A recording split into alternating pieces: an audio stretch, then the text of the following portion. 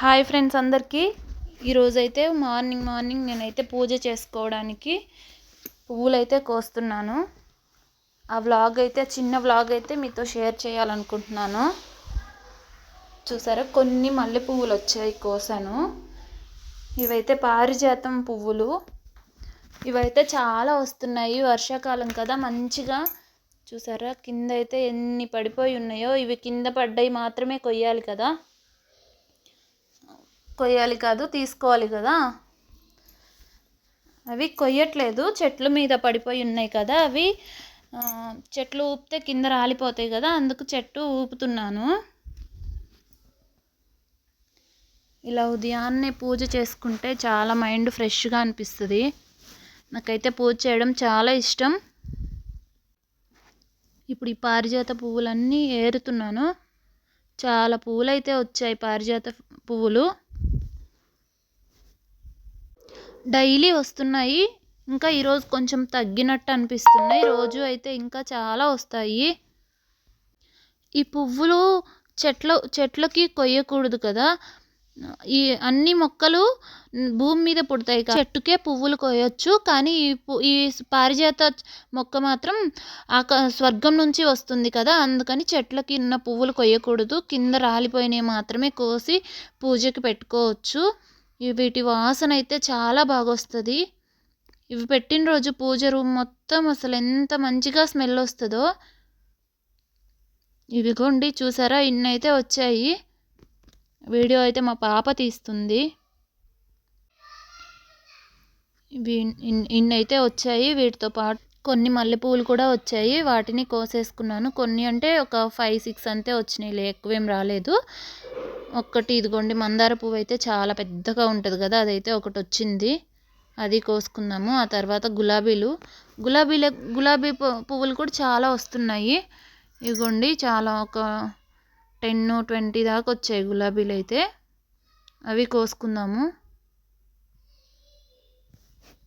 ఇవి కూడా నాటు గులాబీలు, చాలా బాగుంటాయి స్మెల్ కూడా. ఇవి ఇప్పుడు చూపించాను కదా, అదైతే మొగ్గగా ఉన్నప్పుడు పింక్ అవుతుంది, పువ్వు అయ్యేసరికి వైట్ కలర్లో అయిపోతుంది. అది నాటు గులాబీనే. ఇవైతే మందారాలు వచ్చాయి, రెక్క మందారాలు ఉంటాయి కదా, రెడ్ కలర్వి, అవి అయితే వచ్చాయి. ఒక 4-5 పువ్వులు అయితే, వీటిని కోసేసుకుందాము.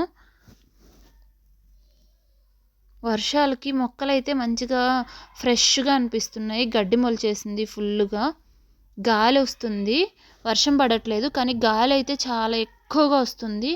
చెట్లు చూస్తున్నారా ఎలా ఊగుతున్నాయో గాలికి. పువ్వులైతే గాలికి ఎగిరిపోతున్నాయి, అందుకే అలా పట్టుకున్నాను. ఇవి కాగడాలు కూడా ఉన్నాయి, కానీ అవి కొయ్యట్లేదు ఇప్పుడు. వీటన్నిటిని ఒకరోజు కోసి మాల కట్టి వేస్తాను. చూడండి, గాలికి మొక్కలు ఎలా ఊగుతున్నాయో. చాలా పెద్ద గాలి అయితే వస్తుంది.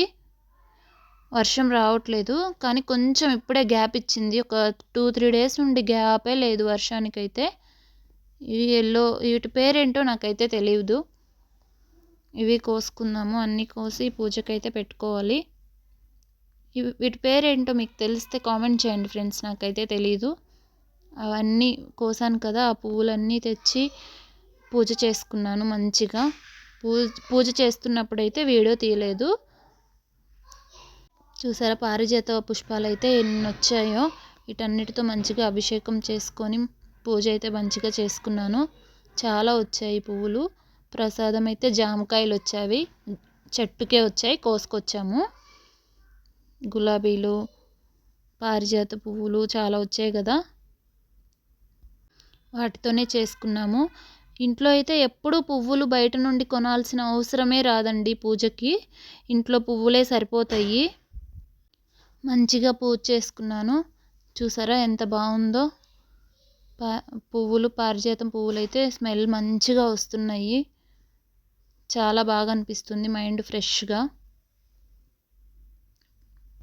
ఇంకా ఇప్పుడు మందార పువ్వులు తక్కువ వస్తున్నాయి కాబట్టి పూజ గది అంత పెద్దగా పువ్వులు పెట్టినట్టు ఏమనిపించట్లేదు. ఇవి వైట్వి పారిజాత పువ్వులు అవి పెట్టినా కూడా అంతగా ఎక్కువ అనిపించవు కదా, చిన్న చిన్న పువ్వులు కాబట్టి. ఇదిగోండి, పూజ అయితే మంచిగా చేసుకున్నాను. ఓకే ఫ్రెండ్స్, ఇంతే. ఈ చిన్న వీడియో అయితే మీతో షేర్ చేసుకోవాలనిపించింది. ఈ వీడియో మీకు ఎలా అనిపించింది? నచ్చితే ఒక చిన్న లైక్ ఇవ్వండి. సబ్స్క్రైబ్ చేసుకోండి మన ఛానల్ని ఎవరైనా ఫస్ట్ టైం చూస్తున్నట్టు.